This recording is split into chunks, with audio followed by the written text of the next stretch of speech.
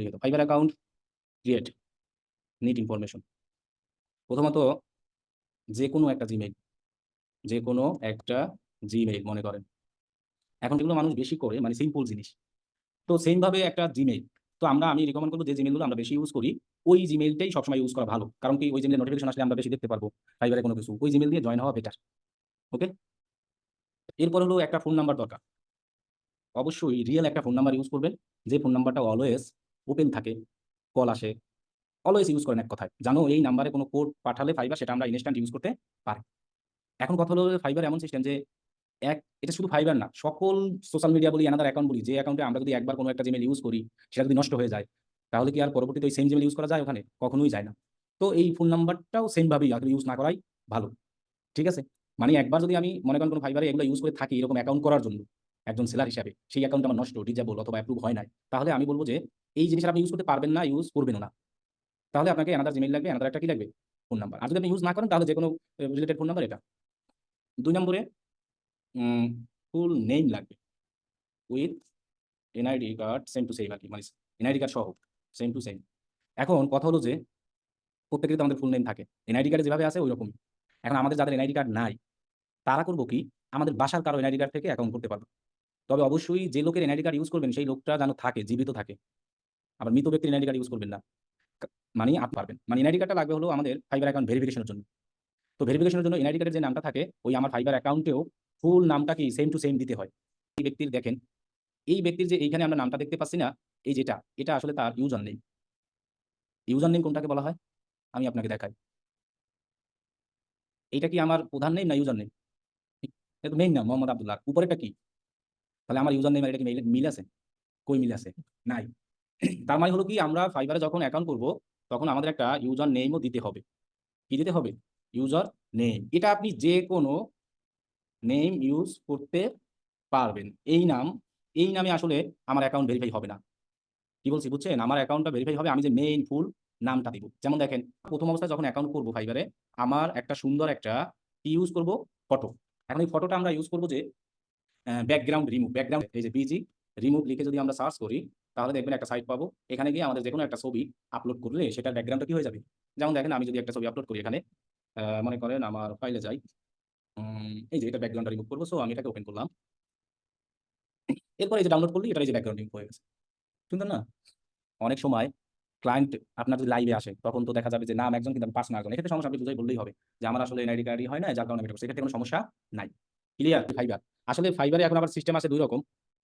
সেটা হলো কি, ফাইবারে অ্যাকাউন্ট করার সময় এখন ভেরিফাই করা যায় গিগ দেওয়ার সময়, এটা একটা অপশন আছে। আরেকটা অপশন আছে হলো কি, ফাইবার নিজ ইচ্ছায় চাইবে আপনার কাছে, আর আপনি চাইলে নিজেও জোর করে ভেরিফাই করতে পারবেন। এই 2টা ফিচার এখন আগে আগে ছিল শুধু ফাইবার যখন আমার কাছে ভেরিফাই চাইতো তখন আমরা ভেরিফাই করতাম। কি বলছি বুঝতে পারছেন? এখন অ্যাপ্রুভের নাম্বার 1 টিপস হলো এটাই, আমি যখন অ্যাকাউন্ট করব আমি সাথে সাথেই ভেরিফাইটা করে ফেলবো। তাহলে তার কাছে আমি কি হয়ে যাব? হুম?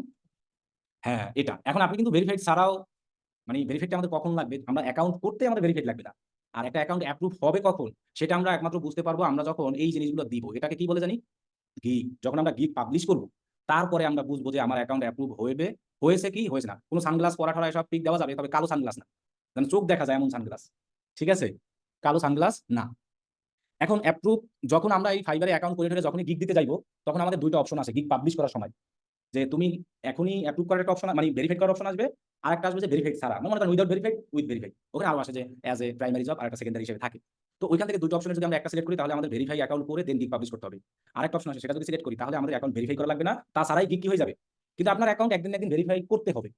আপনার এখন অ্যাপ্রুভের টিপসের ক্ষেত্রে আমি বলব যে আমার অ্যাকাউন্টটা ভেরিফাইড কইরাই দেন গিগ পাবলিশ করি, তাহলে আমার জন্য কি ভালো হতে পারে। এখন অনেকে বলবে যে এক কম্পিউটার থেকে 2টা অ্যাকাউন্ট করা যায়। হ্যাঁ, আপনি যদি এক কম্পিউটার থেকে 2টা অ্যাকাউন্ট আপনি করতে পারবেন, সেক্ষেত্রে উইন্ডোজ দিয়ে আর কি, উইন্ডোজ দিয়ে করাটা ভালো। উইন্ডোজ দিয়েই আমরা করব। মনে থাকবে। আবার আরেকটা ঝামেলা আছে যে একই নেটের কানেকশনে একসাথে 2টা ফাইবার অ্যাকাউন্ট লগইন করা যাবে না। কিন্তু আপনি বিভিন্ন জায়গায় যাইয়া চাইলে ওয়াইফাইতে কানেক্ট করতে পারবেন। কিন্তু কানেক্ট করার আগে আপনার জানতে হবে যে এই ওয়াইফাই কানেক্টে আরো অ্যানাদার ফাইবার অ্যাকাউন্ট কানেক্ট করা অথবা লগইন করা কি আছে কিনা। আবার আসি দেখেন, যেগুলো কমন কোশ্চেন সবার সেগুলো আমি বলতেছি মূলত। এগুলোই আমাদের আসল। অ্যাকাউন্ট করতে 1 মিনিটও লাগবে না। আমি তো বললাম জাস্ট কপি পেস্ট করে দিয়ে দেব। এরপরে অনেকে বলে যে আমার একই অ্যাকাউন্ট, আমি কি 2-3টা ল্যাপটপে লগইন করতে পারবো? অবশ্যই পারবো।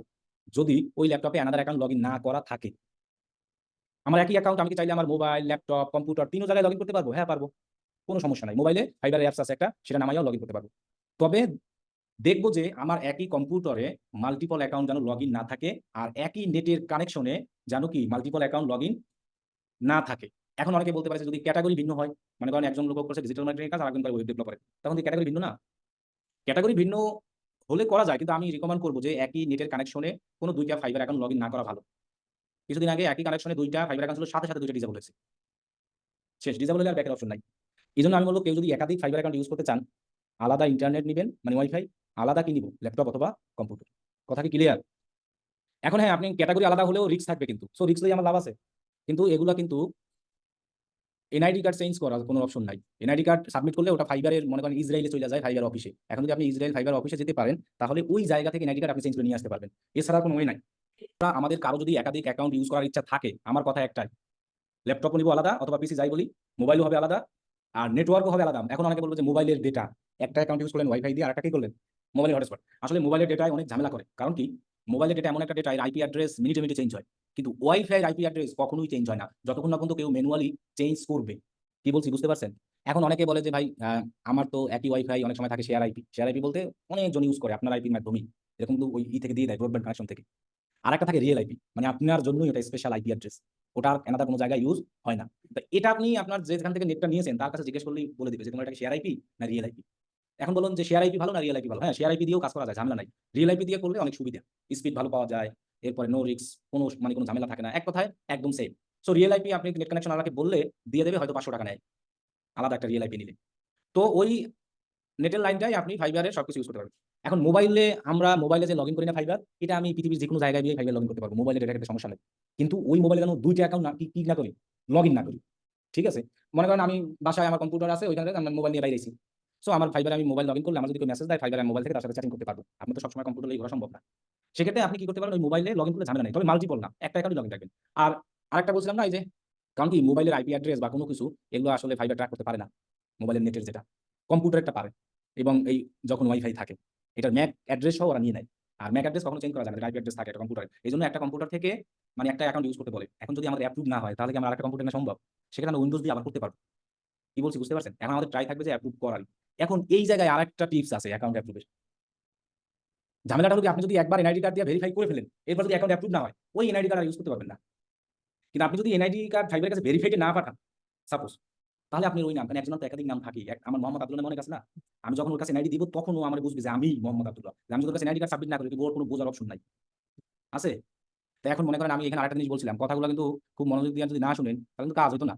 আমি বলছিলাম যে আমরা যদি ফাইবার অ্যাকাউন্টে গিগ দিতে যাই, তখন আমাদের দুইটা অপশন আসে, কি জানি, একটা ভেরিফাই করার, উইদাউট। তো আমরা যদি ভেরিফাইড অপশনে দিয়ে আমার এনআইডি কার্ড ভেরিফাইড করে গিগ পাবলিশ করলাম, কিন্তু অ্যাকাউন্ট অ্যাপ্রুভ হলো না, তাহলে মাত্র অ্যাপ্রুভের টিপস নাম্বার 1 হলো যে another category account open, account creator. তার মানে আমি কাজ করি কোন ক্যাটাগরিতে কাজ করতেছি, কিন্তু আমি ডিজিটাল মার্কেটিং অ্যাকাউন্ট করবো না, আমি করবো অ্যানাদার ক্যাটাগরিতে, যেখানে কম্পিটিশন কম, লোক সংখ্যা কম, মানে ডিজিটাল মার্কেটিং সার্ভিসের বাইরে। ডিজিটাল মার্কেটিং বিশাল সার্ভিস। কিভাবে? আপনি যদি ফাইবারে যান, তাহলে আপনি নিচে বা যেখানেই যান, এই যে ডিজিটাল মার্কেটিং এ যদি যান, তাহলে দেখবেন যে ডিজিটাল মার্কেটিং কি কি সার্ভিস আছে, এগুলো সব কিসের সার্ভিস? ডিজিটাল মার্কেটিং এর সব সার্ভিস। তাহলে আমরা এর উপরে কোনো অ্যাকাউন্ট বানাবোই না, এই যে এগুলো সব ডিজিটাল মার্কেটিং এর উপর আমরা বানাবো না। স্পেশাল কোনো ক্যাটাগরি নাই। এখন দেখেন এর অ্যাকাউন্টটা যে রূপে সাজানো, তার হলো এটা ক্যাটাগরি, তার শুধু search engine marketing, Google ad উপরে সাজানো। এটা তো ডিজিটাল মার্কেটিং এর মধ্যেই, কিন্তু তিনি শুধু গুগল অ্যাড নিয়ে কাজ করে, এই জন্য গুগল অ্যাড অ্যাকাউন্টের উপরে অ্যাকাউন্টে সাজাইছে। এখন যদি এটাকে তিনি কাস্টমাইজ কইরা, কাস্টমাইজ করলে তো সবকিছু এডিট করতে হবে না, গিগ টিক সব ফেলাই দিতে হবে। ফেলাই দিয়ে তিনি মনে করেন যদি এসইও এর উপরে নিয়ে আসে, তখন তার ক্যাটাগরি কি হবে? এসইও। তাহলে সব কিছুই এডিট করা যাবে, ভেরিফাইডের পরেও যাবে, আনভেরিফাইডের উপরে শুধু মেইন নামটা আর কি করা যায়, সমস্যা নাই, ভেরিফাইড একবার হয়ে গেলে। তাহলে আমরা কোন ক্যাটাগরির উপরে অ্যাকাউন্ট করলে আমাদের অ্যাকাউন্টগুলো একটু অ্যাপ্রুভ হওয়ার চান্স থাকে বেশি, হুম, সেগুলো আমরা একটু খুঁজি। সেক্ষেত্রে প্রথমত এখন সবচেয়ে কঠিন কাজ হলো যে ওয়েব ডেভেলপের যে যত কাজ আছে ওগুলো একটু কঠিন, ওইখানে জনসংখ্যাও কম, আর ডিজিটাল মার্কেটিং সহ জনসংখ্যা কি, এই কারণে ফাইবার মানি দেখে দেখে অ্যাপ্রুভ করে প্রফেশনাল লোকদেরকে। এখন এই ফাইবারে নতুন নতুন অনেক ক্যাটাগরি আসছে, কিন্তু কিছু ক্যাটাগরি আছে একদমই ইজি। তো আমরা ইজি কোনো ক্যাটাগরিতে যাবো না, ক্যাটাগরিটা নতুনই কিন্তু যাবো কঠিন চাই, যাবো কিসে, তখন ফাইবার আমাকে ওখানে অ্যাপ্রুভ দেবে, কারণ কি তখন সেখানে কি জনসংখ্যা কি আছে, কম আছে আর কি। সেক্ষেত্রে আমার হ্যাঁ, এটা যদি বেশি টাকা। এখন দেখেন আমি যেমন মনে করেন অনেক সব আমরা বেশিরভাগ ট্রাই করবো ডেভেলপারের উপরে করা, সবাই কিসের উপরে ট্রাই করবো, ওয়েব ডেভেলপারের। এবার দেখেন আমরা যদি যেকোনো একটা লিখে আমি সার্চ করলাম, সব ক্যাটাগরি আমরা এখানে পাবো, ওই নিচ থেকে যদি না দেখতে পাই। তাহলে এখানে একটা আমি লিখে সার্চ করলাম ক্রোম এক্সটেনশন, এখানে জনসংখ্যাও কম আছে। এখন এখন আপনি কখন বুঝবেন যে কোনটায় কম আছে বেশি আছে? আপনি মনে করেন যে 2000, 1500, 3000 এগুলো জনসংখ্যা কম। আর যেখানে 10,000, 5,000 সেগুলো তো বেশি। অনেকে এই কোয়েশ্চেনও করবে যে কত ক্যাটেগরি হলে?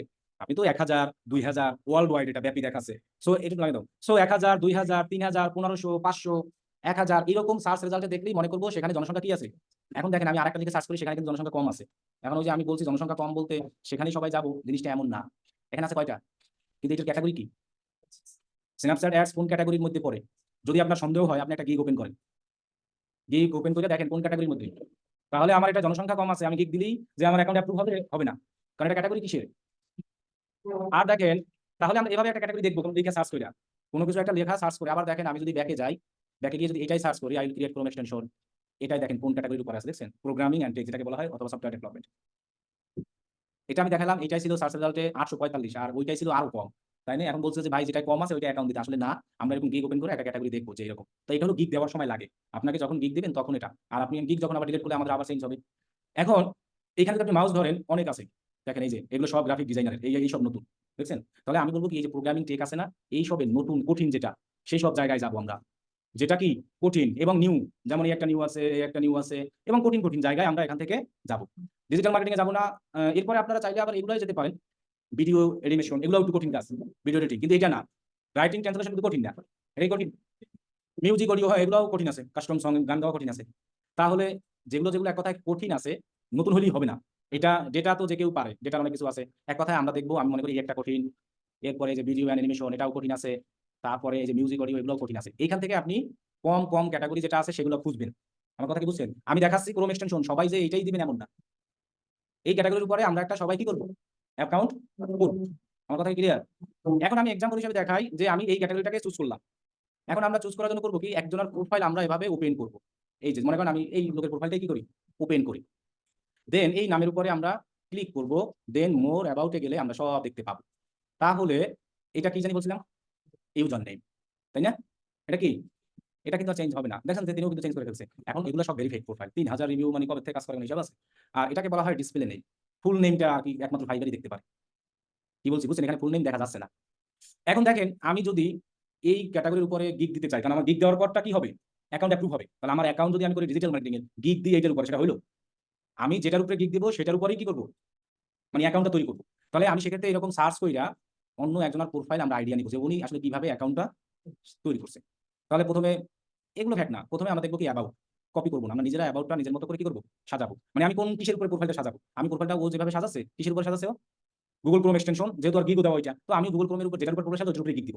তাহলে আমি এটার উপরে প্রোফাইল সাজাবো। সেক্ষেত্রে আপনি কি করবেন? যেমন আমি একটা প্রোফাইল এখানে সাজাইছি। শর্টকাটে সাজালেই হবে। এরকম আপনারা কিন্তু আগেই অ্যাকাউন্ট করতে বলি নাই। আপনারা এরকম একটা Google এর ডক ফাইল ওপেন করবেন। এই যে এরকম যে ডক ফাইল দিলাম না? এরকম একটা ডক ফাইল ওপেন করে প্রথমত আপনি আপনার ফুল নেম যেটা ইমেইল সেগুলো সব এক জায়গায় নিলেন সুন্দরভাবে। এরপরে আপনি দিবেন কি অ্যাবাউট। মানে আপনার অ্যাবাউট এ যা দিবেন। সেটাকে আপনি এখানে লেখেন। যেমন দেখেন, "hello, I am Abdullah. I M A full stack web developer and certified digital marketer." মানে আমি ২ টাই একসাথে মিক্স করে দিলাম। সেক্ষেত্রে আমি কি এই ডেভেলপার এগুলো আসলে ডেভেলপারের কাজ। আমি ডেভেলপারে গিগ দিতে পারবো। তো এরকম আইডিয়া নিতে হবে। এরপরে দেখেন সেক্ষেত্রে আমি দেখেন ২ টা জিনিসই রাখলাম একসাথে। যদি আমরা মনে করি ক্যাটেগরি চেঞ্জ হয়, যেহেতু আমি কিসের উপর কাজ করব? Digital marketing. হ্যাঁ, আমি একজন লোক ২ টা কাজ এক প্রোফাইল করতেই পারবো। আমি একই দোকানে ফার্মেসির দোকানে আমি চাইলে চকলেট, চিপস এগুলো বেচতে পারবো না যদি উঠাই? কিন্তু এভাবে আসলে জিনিসটা করা অনেক সময় ভালো লাগে না দেখা গেছে। ফার্মেসির দোকানে ফার্মেসি থাকাটাই ভালো। কিন্তু এখন আমি যদি আমি এই সার্টিফাইড ডিজিটাল মার্কেটার এটাকে বাদ দিই, দরকার হয় বাদ দিলাম। তখন আমি লিখলাম, "I am a full stack web developer. I have been work as a developer 7 years in various platform." শর্টকাটে একটু লেখা যাবে।